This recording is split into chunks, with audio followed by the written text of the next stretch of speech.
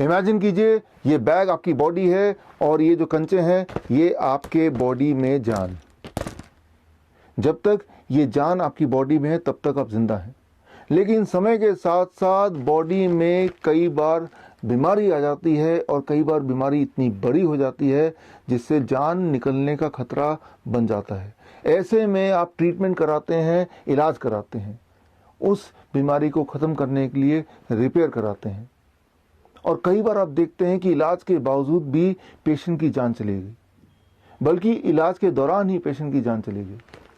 और ऐसे में आपको लगता है कि इलाज तो कराया था फिर भी पेशेंट को हम बचा नहीं पाए, जबकि क्लोज इन्वेस्टिगेशन से अक्सर ये पाया जाता है कि जब इलाज की कड़ी को पकड़कर, उसके थ्रेड को पकड़कर ध्यान से देखा गया तो पाया गया कि इलाज के बावजूद भी पेशेंट नहीं मारा गया, बल्कि इलाज ही कारण है पेशेंट के मरने का। मेडिकल भाषा में इसे बोलते हैं एट्रोजेनेसिस। आज मैं एक बहुत ही गंभीर विषय पे आपसे बात करूंगा। आपको ले जाता हूं आज से 150 साल पहले, अमेरिका की बात है, नॉर्थ अमेरिका की बात है। उस वक्त अगर कोई accident victim, blood loss patient hospital में आता था, ब्लड लॉस चाहे सर्जरी की वजह से हो या एक्सीडेंट की वजह से हो या पेशेंट एनीमिक हो, उस वक्त का कॉमन प्रैक्टिस था मिल्क ट्रांसफ्यूजन। नज़ारा ये कि पेशेंट लेटा हुआ है और पेशेंट की नसों में दूध के पाइप लगे हुए हैं और दूध लिटरली नसों में चढ़ाया जा रहा है। नज़ारा यहाँ तक भी था कि बेड के पास गायें बंधे हुए हैं और नर्सेस गाय का दूध निकाल रही है और ताज़ा दूध पेशेंट पे चढ़ाया जा रहा है, इस उम्मीद से कि शायद पेशेंट बच जाए। आपको मेरी बात का यकीन नहीं आएगा, इसीलिए मैं आपको रेफरेंस दे रहा हूं ब्रिटिश मेडिकल जर्नल का 12 अप्रैल 1879, पेज नंबर 557 से लेके 559 के बीच में। आपको पढ़ना है तो स्क्रीन पे दिए हुए लिंक में जाके आप देख सकते हैं, आर्टिकल पढ़ सकते हैं। आपको समझ आ जाएगी बात कि उस वक्त का कॉमन प्रैक्टिस था मिल्क ट्रांसफ्यूजन।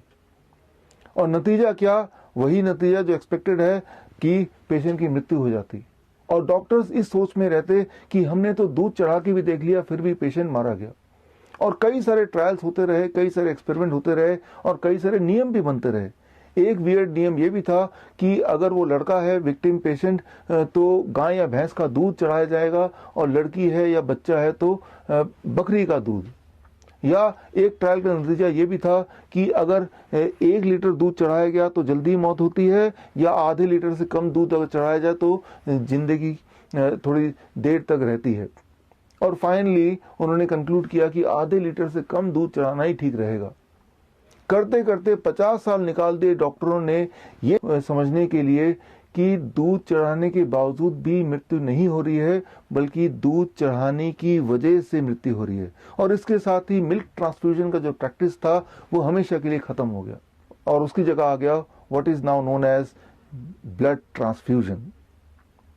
आजकल पिछले 100 सालों की बात कर रहा हूं, दुनिया भर के हर तरह के हॉस्पिटल्स में एक कॉमन सीन है। अगर एनीमिक पेशेंट आ जाए या एक्सीडेंट विक्टिम ब्लड लॉस वाला आ जाए या किसी भी सर्जरी की वजह से ब्लड लॉस हो जाए, तो एक कॉमन प्रैक्टिस है and that is blood transfusion. Blood transfusion में ये बिलीव ही नहीं किया जाता, बल्कि ये विश्वास किया जाता है कि खून चढ़ाने से इंसान के जिंदा रहने की पॉसिबिलिटी बढ़ सकती है, रादर बढ़ जाती है। लेकिन पिछले 10 सालों में ही, सिर्फ लास्ट 10 ईयर्स में एविडेंस की बात की जा रही है कि एक्चुअली रियलिटी में देखते हैं कि जो हम सोच रहे हैं क्या ऐसा ही है।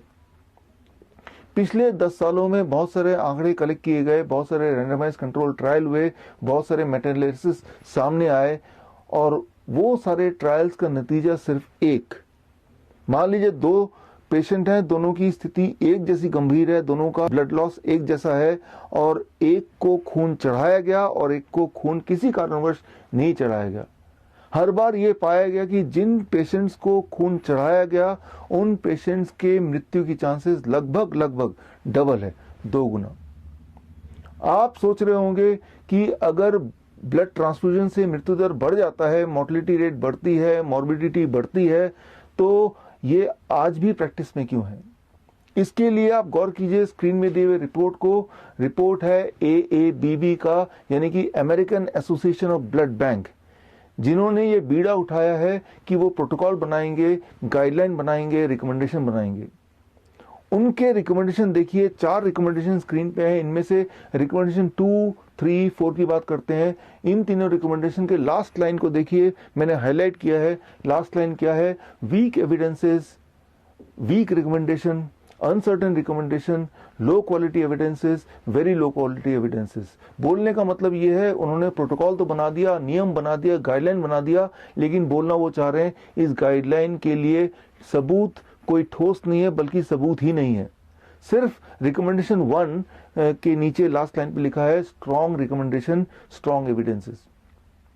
और रिकमेंडेशन 1 क्या है? वो सिर्फ इतना है कि अगर 2 तरह के पेशेंट को कंपेयर करते हैं, एक पेशेंट वो जिसका HB 8 है, दूसरा पेशेंट वो जिसका 10 है, दोनों में से किसको ब्लड ट्रांसफ्यूजन करने से फिर भी कंपैरेटिवली जिंदा रहने की पॉसिबिलिटी ज्यादा है। देखिए, ये कंपैरिजन कुछ वैसा ही होगा जैसा मिल्क ट्रांसफ्यूजन वाले जमाने में कंपैरिजन किया गया कि 1 लीटर दूध या आधा लीटर दूध। जबकि सच्चाई तो ये है कि अगर कंपैरिजन करना ही है तो blood transfusion versus no blood transfusion. और इस तरह के ट्रायल्स तो पिछले 10 साल में ही हुए, और हर ट्रायल का नतीजा बिल्कुल साफ कि ब्लड ट्रांसफ्यूजन से मृत्यु होती है। यहाँ एक बात आपको समझना होगा, चाहे वो ब्लड ट्रांसफ्यूजन हो, चाहे वो मिल्क ट्रांसफ्यूजन हो, जब भी कोई भी लिक्विड, वो लिक्विड खून हो सकता है, वो लिक्विड दूध हो सकता है, वो लिक्विड इवन सलाइन हो सकता है, जब भी कोई भी लिक्विड नसों के माध्यम से आपके बॉडी के अंदर जाता है, तब उस वक्त आपके बॉडी में कुछ हलचल होती है। पहली बात जिसे कहते हैं मेडिकल भाषा में ट्राली। ट्राली मतलब transfusion related acute lungs injury, यानी कि लंग्स पर दबाव पड़ता है, लंग्स काम करना बंद कर देती है, इंसान की मृत्यु हो जाती है। और दूसरी सबसे बड़ी बात जिसे कहते हैं मेडिकल भाषा में trim, transfusion related immune modulation, यानी कि जब भी कोई भी लिक्विड नसों के माध्यम से बाहर से बॉडी में जाता है तो बॉडी का जो इम्यून सिस्टम है पूरा गड़बड़ हो जाता है, तहस नहस हो जाता है। और एक खास तरह का मॉलिक्यूल जिसका नाम है VEGF, vascular endothelium growth factor, ये एक ऐसा मॉलिक्यूल है जो ये डिसाइड करता है कि आप हेल्दी रहेंगे या आप बीमार पड़ेंगे, आपकी डेथ कैंसर से होगी या आप हार्ट डिजीज से जूझेंगे। ये जो मॉलिक्यूल है ये पूरी तरह डिस्ट्रॉय कर देता है जब भी कोई भी लिक्विड आपके बॉडी में ट्रांसफ्यूज होता है थ्रू द ब्लड वेसल्स। सो ये इस थ्योरी को अगर आप समझना चाहते हैं तो आप मेरे YouTube चैनल में जाके आप एक वीडियो देखिए। वीडियो का नाम है क्योर फॉर ऑल डिजीज। तो आपको पता चल जाएगा कि VEGF का सिग्निफिकेंस क्या है। बल्कि पिछले साल का जो नोबेल प्राइज विनिंग साइंस था वो भी इसी पे आधारित था।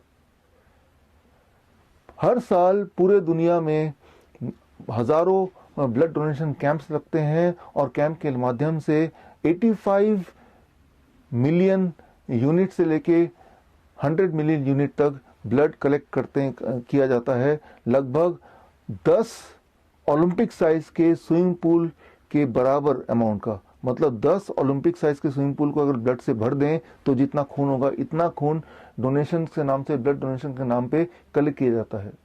बड़े बड़े संस्थान, Lions club, rotary club, school के बड़े बड़े सोसाइटी आए दिन ब्लड डोनेशन कैंप लगाते हैं इस उम्मीद से कि शायद इससे कोई हम पुण्य कमा लें। उनके दिमाग में यह है कि ब्लड डोनेशन रक्तदान जीवन दान है। दरअसल रक्तदान जीवन दान नहीं है, रक्तदान मृत्युदान है। लेकिन मुझे पता है कि ये सच्चाई एविडेंस के तौर पे प्रूव होने के बाद भी ये जो वेस्टर्न मेडिसिन है, मॉडर्न मेडिसिन है, इस सच्चाई को आम जनता तक या इस सच्चाई को इम्प्लीमेंट नहीं होने देगी। क्योंकि अगर ये सच्चाई आम जनता तक पहुंच गई तो आम जनता का, ह्यूमैनिटी का वेस्टर्न मेडिसिन पे विश्वास, फेथ हमेशा के लिए खत्म हो जाएगा।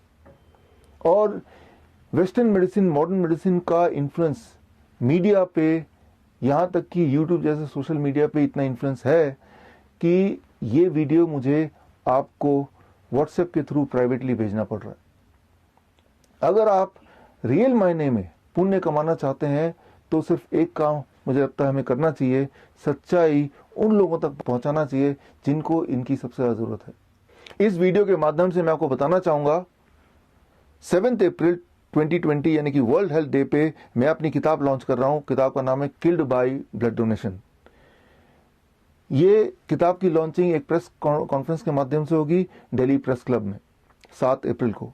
अगर आप पत्रकार हैं, अगर आप हेल्थ मिनिस्ट्री से जुड़े हैं, अगर आप इंडियन मेडिकल एसोसिएशन के हाईएस्ट अथॉरिटी हैं, तो मैं आपको इनवाइट करता हूं, आप सच्चाई को अपने आंखों से देखिए और कुछ कीजिए। और अगर आप SMA सोशल मीडिया आर्मी के माध्यम से मेरे साथ ऑलरेडी जुड़े हैं, तो इस बुक लॉन्च से एक दिन पहले ई बुक मैं आपको व्हाट्सएप के माध्यम से भेज दूंगा। और अगर आप SMA के माध्यम से मुझ तक अब तक नहीं जुड़े हैं, तो आप 2 स्टेप्स में मुझ तक जुड़ सकते हैं। स्टेप 1, स्क्रीन पे दिए हुए नंबर को अपने मोबाइल पे सेव कीजिए। स्टेप 2, अपने मोबाइल से व्हाट्सएप कीजिए मुझे SMA। मैं समझ जाऊंगा कि आप मुझसे जुड़ना चाहते हैं, मैं समझ जाऊंगा आप मेरी मदद करना चाहते हैं सच्चाई को लोगों तक पहुंचाने के लिए। तो मैं आपको भी 7 अप्रैल से पहले ये बुक व्हाट्सएप से ई बुक मैं आपको भेज दूंगा। और यही नहीं, टाइम टू टाइम ऐसे एविडेंस बेस्ड वीडियो मैं आपको भेजूंगा जो किसी की जान बचा सकता है। मैं ये उम्मीद करता हूं कि आप इन सच्चाइयों को लोगों तक पहुंचाएंगे और किसी दिन हम जरूर मिलेंगे in person. This is doctor Biswaroop Roy Chowdhury. All the best. Thank you. Jai Hind.